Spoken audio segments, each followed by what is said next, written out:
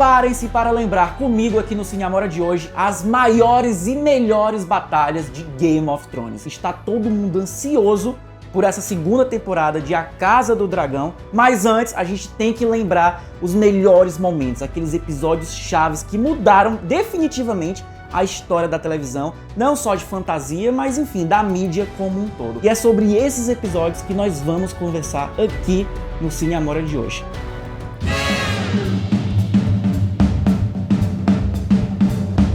Sejam todos muito bem-vindos, meus amigos. Eu sou o Gabriel Amora e você está no Cine Amora e vamos finalmente, eu estava ansioso para falar com você sobre Game of Thrones. Nós vamos conversar sobre os melhores e maiores e apoteóticos momentos de batalhas épicas em Game of Thrones. Série essa que começou lá em 2010, 2011 e terminou em 2019. Para começar, eu quero falar com vocês sobre aquela batalha que aconteceu na segunda temporada, que pegou todo mundo completamente desprevenido. Na época eu não tinha lido o livro, então eu não sabia o que é que ia acontecer, que é a Batalha de Blackwater. E acontece exatamente na praia, em King's Landing, né, que eles chamam, que é o Porto Real, entre os Baratheons e os Lannisters. Os Lannisters não tinham o que fazer ali, eles estavam prestes a perder aquela batalha, mas o Tyrion, que é um dos melhores personagens da série, né, um dos melhores personagens da televisão americana também, ele tem uma carta na manga, que é aquele bendito daquele fogo verde que ilumina a sua TV. Inclusive, Game of Thrones é uma série muito escura, então é muito legal quando tem aquele fogo, eles chamam de fogo vivo, na verdade, né, um fogo vivo que explode tudo.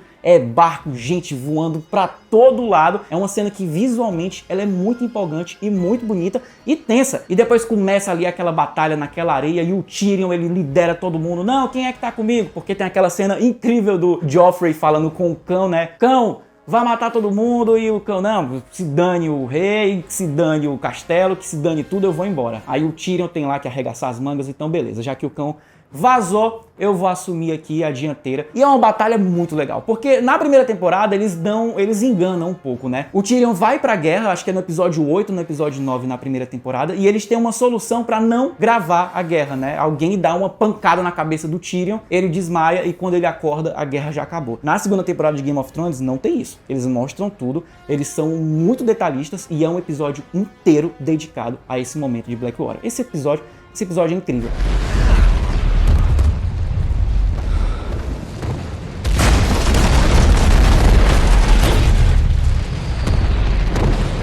Não é melhor do que aquele que acontece lá na quarta temporada, o capítulo 9, que é a Batalha do Castelo Negro, quando a gente finalmente tem um embate entre os Selvagens e a Patrulha da Noite. O Jon Snow pertenceu à Patrulha da Noite, de repente ele se envolve ali com os Selvagens, né? Ele cria uma família, mas ele é obrigado a voltar para a Patrulha e ele se vê naquela situação onde tem dois grupos que ele tem um certo carinho, uma admiração, e ele tem que lutar pela Patrulha pra acabar sacrificando aquelas pessoas que ele se envolveu nos últimos anos. Cara, esse episódio é muito tenso. É muito tenso porque eles criam ali uma situação específica para cada soldado da Patrulha e para cada selvagem também. Até o lobo, como é o nome do cachorro do Jon Snow? O Fantasma. Até ele tem um momento lá, e eu adoro esse momento, que ele entra na batalha, ele tá lá na jaula, o Sam abre a gaiola lá pra ele, e quando ele vai atacar os selvagens, tem uma câmera subjetiva.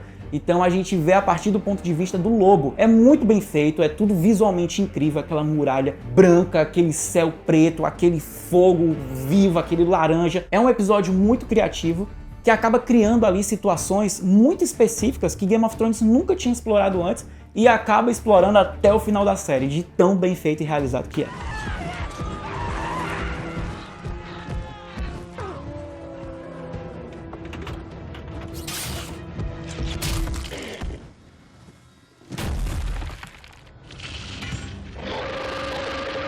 Um ano depois, ali em 2015, na quinta temporada, inclusive é uma temporada que as pessoas não lembram com muito carinho, porque ela demora de fato as coisas realmente acontecerem.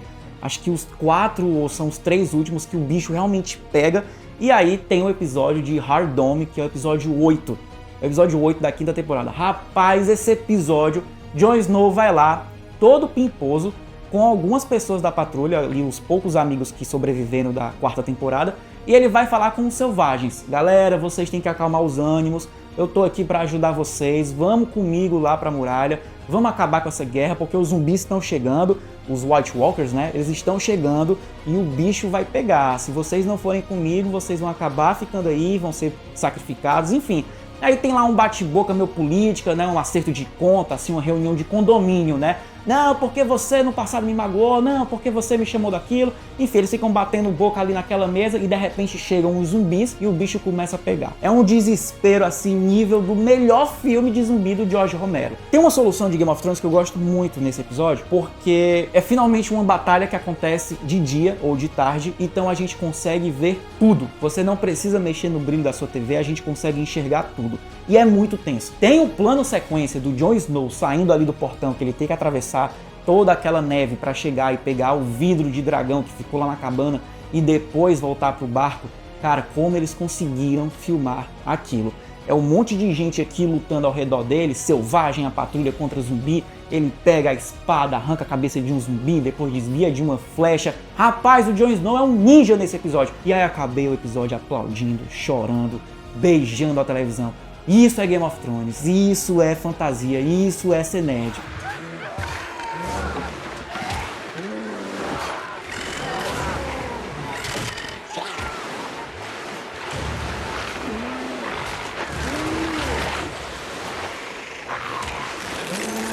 E aí chegamos finalmente no ápice de Game of Thrones, aquele episódio que todo mundo conhece, a Batalha dos Bastardos. Nós temos ali o ponto de vista do nosso protagonista finalmente encontrando o pior vilão dessa série. Inclusive, eu acho sim que o Ramsay Bolton, ou Ramsay Snow, ele é pior em psicopatia, em maldade, em tudo, do que o Joffrey Baratheon. Então te convido, comenta aqui, qual vilão tu acha mais assustador, o Ramsay ou o Joffrey? Em A Batalha dos Bastardos, o que acontece? O Jon Snow finalmente está ali tentando recuperar o seu lar e tentando vingar a família, alguns membros da família que ele perdeu no passado. E o Ramsay Bolton está ali justamente para continuar sendo o Coringa de Game of Thrones. Ele é um cara que é fanfarrão, é piadista, fica zombando de todo mundo psicologicamente antes de matá-los. Então o Jon Snow foi um personagem que foi evoluindo, foi crescendo de nível o tempo todo com o passar dessas temporadas, e o Ramsay não sabia disso. Ele estava ali tirando onda do Jon Snow, jurando que ia entrar na psique do personagem. O Jon Snow, cara, você não vai conseguir me atingir. Vamos entrar no mano a mano, vamos acabar com esse lenga-lenga e vamos se encontrar na batalha. E o Ramsay, beleza. Quando finalmente amanhece, eles vão ali se encontrar. O Ramsay tem uma carta na manga que ele tem um membro da família Stark, que eu não vou falar pra vocês, pelo amor de Deus, eu não daria esse spoiler de graça nunca nessa vida, que ameaça o Jon Snow e finalmente entra na psique do cara. E é exatamente por isso que nós temos a Batalha dos Bastardos, porque o Jon Snow arregaça as mangas e vai peitar o Ramsay Bolton. Rapaz, eu vi esse episódio assim com uma galera do meu lado e era uma gritaria que você não tem noção. Se você assistiu Game of Thrones na época, esse episódio saiu em 2016, e você assistiu ali com seus pais, com seus amigos, com seus primos, eu tenho certeza que a emoção tomou de conta. E eu não tinha mais voz quando chegou no final daquele episódio. São tantas situações incríveis que o Jon Snow, não só incríveis, mas tipo, situações tensas e horríveis que o Jon Snow se mete. Eu quero destacar apenas uma, aquele momento que ele é pisoteado pelo exército e ele fica tentando fugir ali, ele pega a espada, aí a câmera fica preta, depois mostra o rosto do Jon Snow, fica preta de novo e a gente vê ele sendo pisoteado e eu não acredito. O Jon Snow vai morrer sendo pisoteado pelo próprio exército, eu não acredito nisso. E é tudo um plano aberto pra gente ver todos os exércitos. Cara, que episódio maluco, esse episódio é muito bom. Falar sobre esse episódio pra vocês me deixa tenso, porque realmente é um momento assim que dividiu a televisão. O que veio antes e o que veio depois. E aí eu preciso lembrar um negócio pra vocês agora. O Martin, George Martin, que é o autor, criador de Game of Thrones, ele escreveu só até o 5º livro.